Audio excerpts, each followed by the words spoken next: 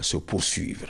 La lutte contre l'illettrisme prend une nouvelle allure avec l'événement Conakry Capitale mondiale du livre qui célèbre le 8 septembre la journée mondiale de l'alphabétisation sous le thème « Alphabétisation dans le monde numérique ».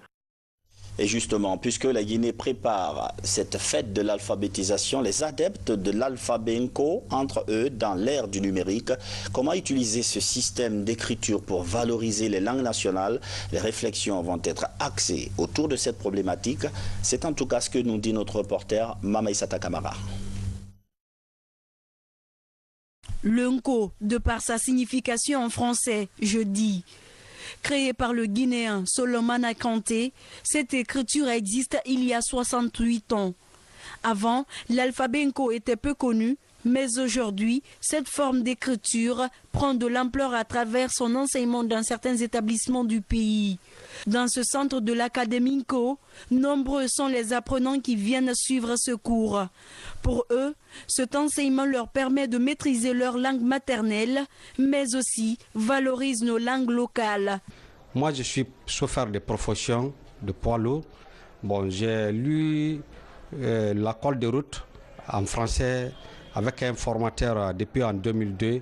Mais depuis que j'ai vu pour la première fois le livre de la colle de route en Nko, j'ai essayé d'étudier ça avec un professeur de Nko. J'ai compris ce que je ne pouvais pas comprendre avec les autres en français pendant tout le temps que j'ai fait. Je me suis intéressé du plus, voilà le livre en main. Il y a même des gens qui sont là parmi nous, qui achètent les voitures, ils savent conduire. Pratiquement, mais théoriquement, ça les manque. Ils viennent ici, je les apprends à comprendre le panneau de la colle de route. Donc j'ai compris qu'ils ne peuvent pas expliquer en français, mais ils connaissent le panneau par cœur. Dans cette librairie à Matoto, certains apprenants consacrent leur temps à la lecture. Tous ces ouvrages sont transcrits en alphabet Nko dans toutes les différentes langues nationales du pays. Cette carte de la Guinée et cette montre au contenu Nko impressionnent les visiteurs. Promouvoir cet enseignement dans le système éducatif guinéen est l'une des préoccupations pour ses formateurs. L'Nko est aujourd'hui dans l'ordinateur, dans l'informatique, c'est enseigné dans les grandes universités au monde. Et aujourd'hui, il y a des innovations, il y a des ouvrages même sur l'agriculture, sur l'élevage, sur la pêche, sur le développement local, quoi. Donc l'Nko est hors le développement. Ce dont on a besoin pratiquement, c'est ça. Donc beaucoup de personnes cherchent le développement au ciel, mais le développement, ça commence à la base. Et aujourd'hui, l'Nko est en train de lutter contre l'analphabétisme en Afrique en général et particulièrement dans notre pays, la Guinée. L'alphabet phonétique Nko est reconnu par le ministère en charge de l'alphabétisation comme une écriture adaptée à toutes les langues guinéennes. Le combat est d'instaurer cette écriture dans le programme d'enseignement en Guinée. Une manière d'aider les analphabètes à pouvoir facilement lire et écrire pour mieux connaître leurs droits et devoirs. Sport football, après avoir pris récemment une belle option, le Sili national s'est incliné ce lundi, malheureusement, 1-0 en match retour contre la Libye. Un match qui s'inscrit dans le cadre des éliminatoires de la Coupe du Monde 2018. Pour son retour au poste, le ministre Sanoussi Bantamasso se lance personnellement un défi, relancer le secteur des sports. Il a tenu sa première réunion de cabinet, une rencontre au cours de laquelle il a dévoilé ses priorités. Première grande décision, la nomination d'un porte-parole du département. Et c'est un monsieur connu de tous. Je vous propose de suivre tout ça avec nos reporters Aziz Baldé et Oumou Touré. Une semaine après sa prise de fonction, le ministre Sanoussi Bantamasso des Sports et de la Culture dévoile sa feuille de route à ses collaborateurs. C'est le premier contact avec son cabinet. Pour son deuxième passage à la tête de ce département, le ministre change d'approche. Il agira plus qu'il ne parlera. Un porte-parole officiel est trouvé. Les priorités chez le ministre Bantama, il dit c'est les résultats. Sur ce donc, il a tenu à ce que toutes les directions remontent au niveau du cabinet un dossier, un mémo, pour que chacun y présente les projets à moyen, à court, à moyen et à long terme. Et qu'il n'est pas venu pour faire la chasse aux sorcières, il n'est pas venu pour inventer la roue, comme il a dit à la passation de service. il est venu pour des résultats. Au cours de ce premier contact de travail, des projets culturels et sportifs urgents sont annoncés. Il y a d'ailleurs la pose de la première pierre de l'abri du Sosobala. Dès le jeudi, une délégation va quitter Conakry pour Niagasola, puisque le Sosobala, vous le savez, c'est un patrimoine qui est déjà inscrit au niveau de l'UNESCO. Ensuite, les différents grands projets comme le Festival national des arts et de la culture dans sa 16e édition, le Tour cycliste de Guinée, les Jeux régionaux de la Moyenne Guinée. Il y a aussi le COCAN. Vous savez que le comité d'organisation de la Coupe d'Afrique de football 2023, il a donné des précisions et invité le comité d'abord à une réunion très urgente. Le décès du directeur national du livre et de la lecture publique a écourté cette rencontre. Idrissa Kamara, chroniqueur culturel à la RTG, a rendu l'âme ce lundi en Tunisie dans un centre hospitalier. Les premières condoléances d'usage sont présentées à la famille du défunt. Sur cette autre triste nouvelle, ce deuil qui frappe la police guinéenne. Laye Lansana Camara a passé l'arme à gauche il y a quelques jours. C'était le 29 août dernier, des suites des maladies. Ce matin, ses collaborateurs lui ont rendu un hommage mérité au ministère de la Sécurité. Lancé Kamisoko, Makemedonzo. C'est en 1977 que Laye Lansana Camara intègre la police. Une police qu'il va servir avec loyauté.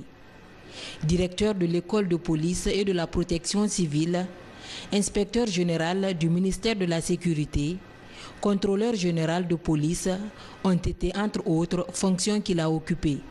Durant son parcours, Laye Lansana Camara a marqué ses collaborateurs de par sa franchise, son engagement et son honnêteté.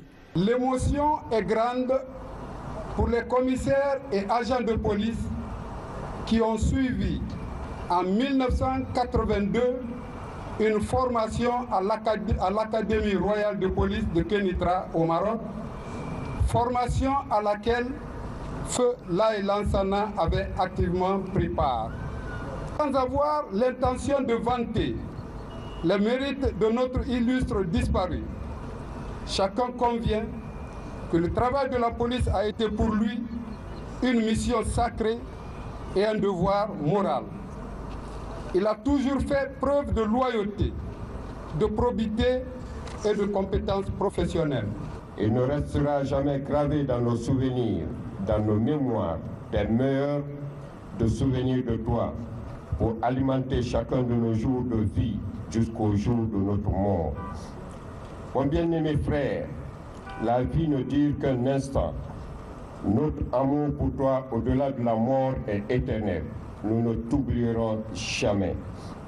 En ce jour historique, parents, amis, collaborateurs et autorités de l'État se sont mobilisés pour rendre un dernier hommage à cet homme qui a créé l'office antidrogue au sein de la police guinéenne. Une mobilisation qui restera longtemps gravée dans la mémoire de la famille éplorée. Nous sommes honorés par la qualité des hommages qui ont été rendus ici à Mombo. Hommage rendu à la famille, hommage rendu à M. Laye Lansana Camara. Tour à tour, les officiers de police se sont recueillis devant la dépouille mortelle de l'ancien préfet de l'Abbé. Décédé à l'âge de 67 ans, Laye Lansana retrouve sa dernière demeure ce lundi. Laisse derrière lui 3 veuves et 11 enfants. La fin de cette édition d'information. Merci de votre fidélité à la télévision nationale. Bonsoir.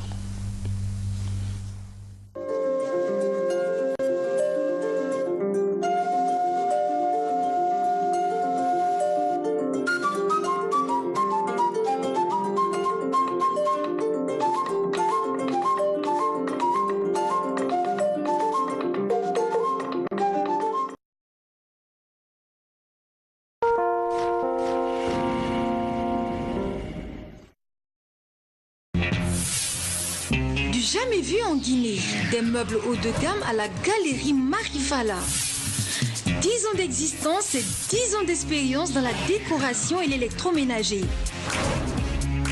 Nous vous proposons le plus vaste choix de meubles en Guinée avec plus de 2000 m² de surface d'exposition et un parking privé au sous-sol, accès VIP pour faire vos courses en toute discrétion. Avec des prix promotionnels toute l'année, des meubles soigneusement sélectionnés, Marifala vous dédie tout un espace électroménager de la grande marque TCL. Vous trouverez chez nous les dernières tendances en matière de chambre à coucher, de salle à manger, de salon, de fauteuils et de canapés au confort inégalé. Alors, venez nous rendre visite à 150 mètres du carrefour de Bambeto. Téléphone 657 00 08 16. Galerie Marifala, la grande classe. Chers parents, savez-vous que les 6 premières années sont déterminantes dans l'avenir scolaire de votre enfant? Savez-vous que la qualité de l'éducation est un défi aujourd'hui pour le système éducatif? Savez-vous qu'elle se construit dans le préscolaire qui représente le premier pilier, donc un atout majeur? Vous savez également que l'équilibre psychologique, les capacités motrices et les capacités intellectuelles se développent durant la période de 0 à 6 ans. Pour toutes ces raisons, chers parents, le groupe scolaire Ave Guinée, qui signifie Avenir de Guinée, vous invite à y inscrire votre enfant. Un personnel qualifié, dévoué, attentionné et disponible vous y attend. Un cadre splendide de détente et d'apprentissage vous est ouvert depuis le 1er juin 2017. Le groupe scolaire Ave Guinée, un espace pour l'équilibre psychologique et le développement des capacités motrices et intellectuelles de vos tout-petits. Inscrire vos enfants à Ave Guinée, c'est opter pour la qualité de l'éducation et une construction judicieuse de son enfant. Ave Guinée, c'est la tendresse et l'affection, maillon incontournable pour le psychique de l'enfant. Ave Guinée est situé à